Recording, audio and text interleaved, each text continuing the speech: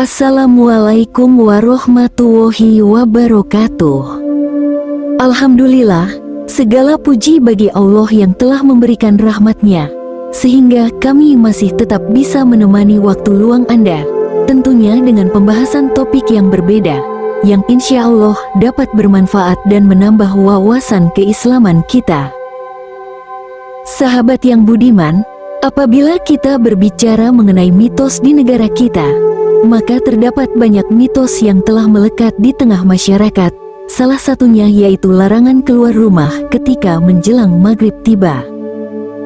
Dan pertanyaannya adalah, apakah larangan ini hanyalah mitos belaka, atau memang ada penjelasan khusus di dalam ajaran Islam berkenaan dengan hal ini?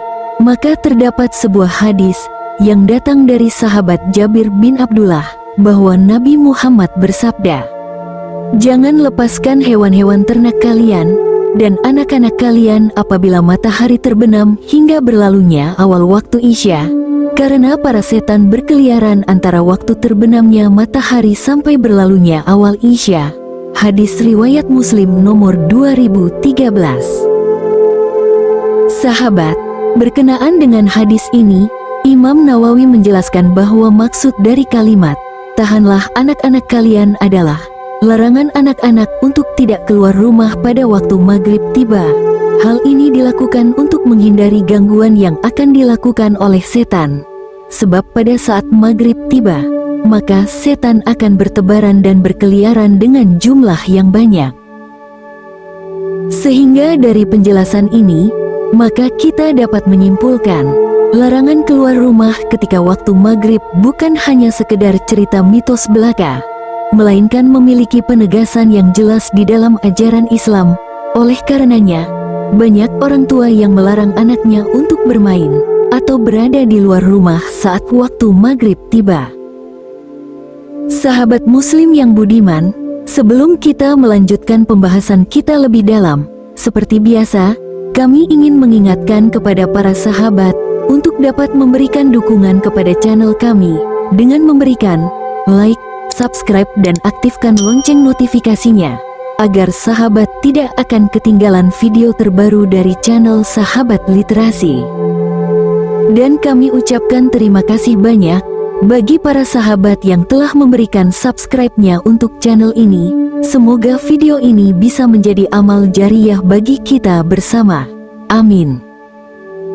Sahabat literasi yang beriman, berkenaan dengan topik kita kali ini, maka terdapat pula hadis riwayat Imam Bukhari yang menjelaskan pesan-pesan Nabi Muhammad kepada kita berkenaan dengan datangnya waktu maghrib tiba. Hadis tersebut berbunyi, "Jika malam datang menjelang, atau kalian berada di sore hari, maka tahanlah anak-anak kalian di rumah, karena ketika itu setan sedang bertebaran. Jika telah berlalu sesaat dari waktu malam, maka lepaskan mereka jika ingin keluar. Tutuplah pintu dan berzikirlah kepada Allah, karena sesungguhnya setan tidak dapat membuka pintu yang tertutup. Tutup pula wadah minuman dan makanan kalian, dan berzikirlah kepada Allah, walaupun dengan sekedar meletakkan sesuatu di atasnya. Matikanlah lampu-lampu kalian." Hadis riwayat Imam Bukhari nomor 3280. Sahabat muslim yang budiman, dari penjelasan hadis tersebut, maka kita dapat mengambil beberapa poin penting berkenaan dengan datangnya waktu maghrib, dan berikut ulasannya. 1. Kita diperintahkan untuk tidak beraktivitas di luar rumah ketika waktu maghrib tiba. Hal ini dikarenakan saat matahari terbenam, maka setan dan jin akan keluar berkeliaran. Karena itu, umat muslim dianjurkan untuk mengingatkan anak-anaknya agar tidak bermain di luar rumah pada waktu maghrib tiba. Dan hal ini berlaku pula bagi orang dewasa untuk membatasi kegiatannya di luar rumah pada waktu maghrib tiba. Dan tentunya larangan keluar rumah di waktu maghrib ini ditujukan kepada anak-anak yang bermain di luar rumah, ataupun bagi para orang dewasa yang mengobrol di luar rumah yang sifatnya duniawi saja. Maka Islam mengajarkan untuk menghentikannya.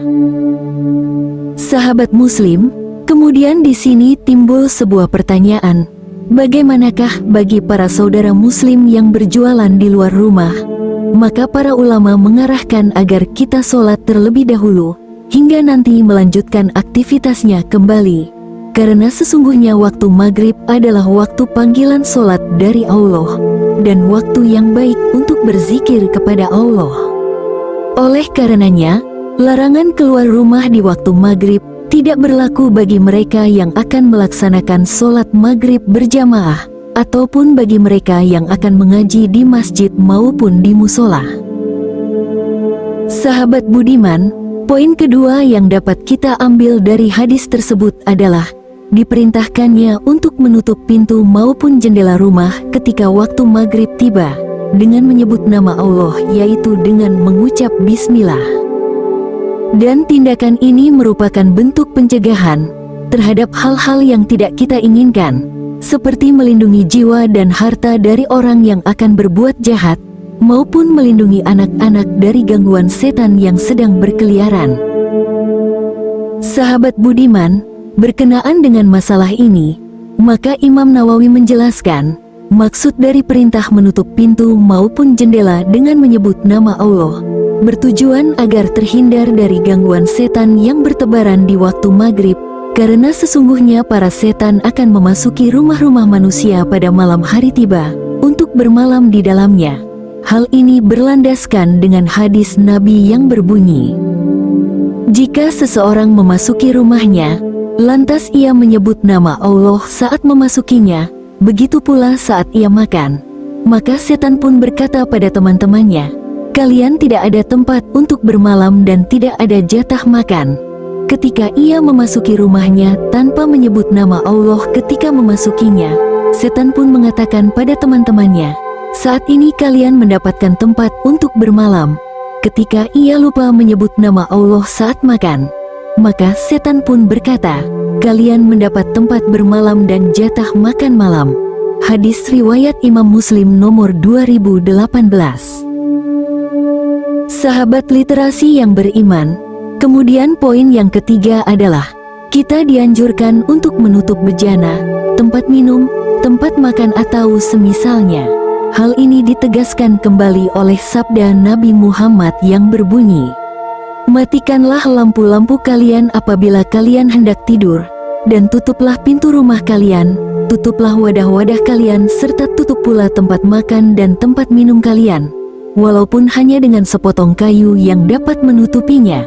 Hadis riwayat Imam Bukhari nomor 5193. Sahabat muslim, itulah 3 poin yang dapat kita petik dari hadis Imam Bukhari nomor hadis 3280.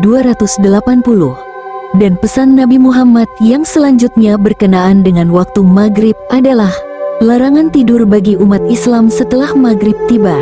Hal ini dikarenakan adanya anjuran bagi kita untuk menghiasi waktu maghrib dengan membaca Quran maupun berzikir kepada Allah Subhanahu wa Ta'ala.